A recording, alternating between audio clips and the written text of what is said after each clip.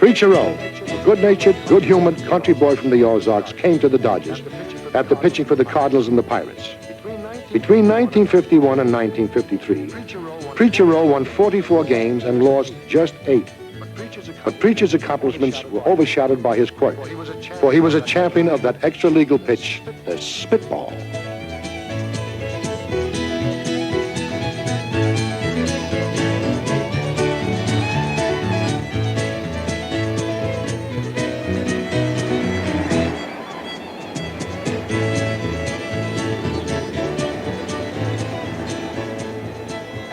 I thought it was quite an accomplishment to be from a real small town, and I mean real small town, and just a country boy to get all the way to New York.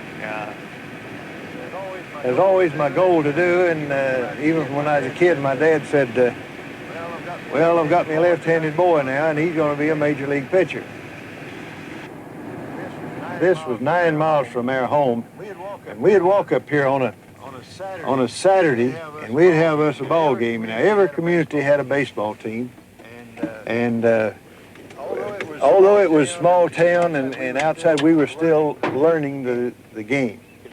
And this is one of the fields I learned to play baseball on. Brings back a lot of memories. When I went into baseball, I'd learned to pitch in these hills where you just throw hard. And after I'd been there a while, I found out that the harder you throw, the harder they hit them, probably. And pitching was a change of speed. It was a timing situation to get the hitter off time. So I became a pitcher to throw. I threw every pitch, I guess, in the book. I threw curveballs and sliders, screwballs. I could change speeds on every pitch. And I used different strides. He would pitch a game so easy. It would appear that it was effortless. He walked very few people. I pitched for 5 years that I could pitch within 6 inches of the target where I wanted to. He could throw a ball deliberately. Imagine that. I was trying to throw strikes, and if I threw a ball, it was by accident. This guy could actually throw 2 or 3 balls deliberately. One thing that I disliked about playing in back of Preacher, he was always kind of fishing on the plate. Make them hit the ball. I hated a base on ball so bad. And make everybody hit the ball, and that's what they pay the other 8 guys for, is to field the darn thing and throw them out. Preacher was always accused of throwing a spitball every now and then. But I never had a sign to call for a spitball. Never.